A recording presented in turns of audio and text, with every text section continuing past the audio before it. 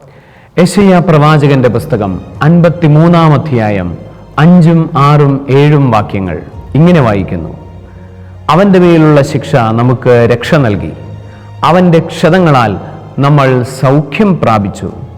ആടുകളെപ്പോലെ നാം വഴിതെറ്റിപ്പോയി, നാം ഓരോരുത്തരും സ്വന്തം വഴിക്കുപോയി. നമ്മുടെ അകൃത്യങ്ങൾ കർത്താവ് അവന്റെ മേൽ ചുമത്തി. അവൻ മർദ്ദിക്കപ്പെടുകയും പീഡിപ്പിക്കപ്പെടുകയും ചെയ്തു, എങ്കിലും അവൻ ഉരിയാടിയില്ല. കൊല്ലാൻ കൊണ്ടുപോകുന്ന കുഞ്ഞാടിനെ പോലെയും രോമം കത്തിരിക്കുന്നവരുടെ മുൻപിൽ നിൽക്കുന്ന ചെമ്മരിയാടിനെ പോലെയും അവൻ മൗനം പാലിച്ചു.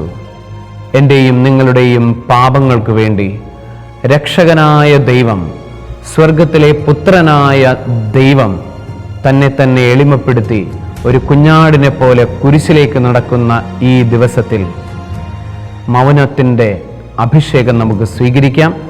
ധ്യാനത്തോടുകൂടെ, മൗനത്തോടുകൂടെ അവിടുത്തെ പാടുപീഡകളെ ധ്യാനിക്കാം.